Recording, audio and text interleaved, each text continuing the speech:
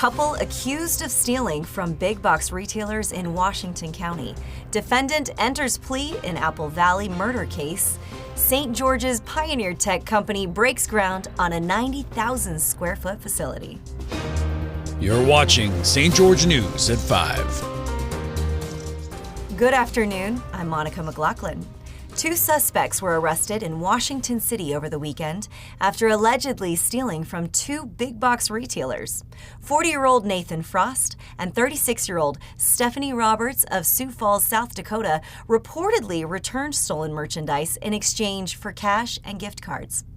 During a later search of the pair's vehicle, police found multiple false identification documents, along with suspected methamphetamine and paraphernalia. Both suspects were arrested, each facing multiple retail theft and trespassing charges, along with felony possession charges. More than 4 years after 50-year-old Todd Stratton was shot to death in Apple Valley, defendant Jason Howard Klinger, who allegedly confessed to the shooting in 2019, entered a no-contest plea. Reports state that Stratton and Klinger knew each other since grade school and were engaged in a civil contract dispute involving an exchange of Klinger's services for property Stratton owned. The case went through years of scheduled trials that were subsequently canceled, multiple continuances, review hearings, and changes in judges and defense attorneys. A sentencing hearing is scheduled for June 13th. With 37 years in the making, a momentous groundbreaking ceremony unfolded on Wednesday morning as Wilson Electronics makes way for their new 90,000 square foot facility. Here's Jesse Bang for more on this. A groundbreaking ceremony took place in St. George Wednesday morning, marking a brand new 90,000 square foot facility that will soon be built for Wilson Electronics. CEO Bruce Lancaster spoke at the event. We're trying to build something really amazing here. Every day is a journey to try to make this better. The company originally started 37 years ago in St. George and has grown to produce products for big-name companies all over the world. Wilson Electronics Director of Operations, Misty Snuffer, has been with the company for 29 years. When I started Wilson, I was just a single mom looking for a job. I needed to support my kids. And I didn't know it was going to be life-changing, and I was going to be on a path to be successful and build a career and, be part of an amazing journey. Ryan Starks represented the Utah Governor's Office of Economic Opportunity. 90,000 square feet with many high-quality jobs in the coming years. So congratulations to Wilson. We look forward to continuing this partnership, and God bless. Continue to do great things. Washington County Commissioner Adam Snow spoke about the growth of both Washington County and Wilson Electronics. Grass Creek Construction CEO Spencer Richens shared his gratitude for the partnership, along with representatives from the Utah Governor's Office of Economic Opportunity, Ball Ventures, and Beecher Walker Architects. Thanks, Jesse.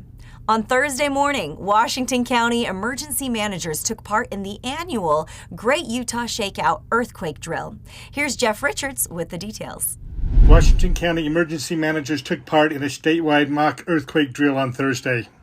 All right, we've had an earthquake of a magnitude 4.9 felt in the Washington County area at 10 o'clock this morning. The Great Utah Shakeout is an annual event designed to bring together various entities to coordinate a response to a large-scale disaster. Drills keep our skills sharp, said Jason Whipple, manager of Washington County Emergency Management Services. A group of amateur radio operators also participated, testing various frequencies and systems. Radio operator J.K. briefly explained their role. Today we've contacted the state up north, we've contacted Cedar City, and we have multiple operators around St. George, Hurricane, and even in Mesquite. So we have a wide range of distance that we can cover. So we just provide emergency communications at the direction of whatever agency occurs. Thanks, Jeff. Midweek festivities at the Washington County Fair included a tribute show called Modern Warriors, attended by more than 24 local military and nearly 200 family, friends, and civic leaders. For more on this, here's Haven Scott.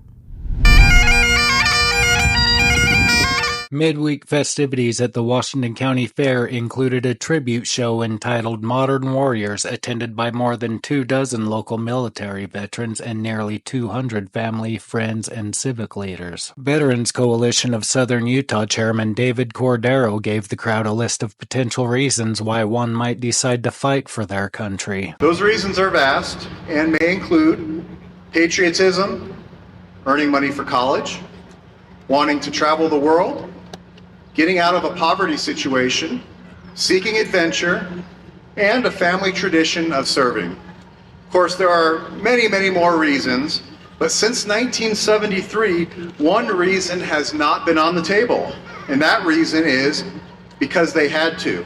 Currently working for Washington County Emergency Management, keynote speaker Coy Bryant retired from the military after more than 27 years training others with Utah's 222nd Field Artillery Unit. He said more events such as these are needed. Unfortunately, I've witnessed a slow and steady degradation of that sense of patriotism. 9/11, there was a big boost, but over time it has degraded. And so now, for some reason, I don't know why, being called a patriot is derogatory in the media. Washington County Commissioner Victor Iverson thanked all veterans and the supportive community in attendance and said the military celebrations being planned in 2 years are going to be larger than normal. Many of you may be aware or may not be aware that in the year 2026, just 2 short years from now, America will celebrate 250 years from the signing of our Declaration of Independence. And we look forward in Washington County to having an incredible celebration. The end of the evening was solemn as it was announced that local World War II veteran Cliff Spendlove had died just weeks after celebrating his 107th birthday. Thank you for watching St. George News at 5. I'm Monica McLaughlin with St. George News, your #1 source for local news. This has been St. George News at 5.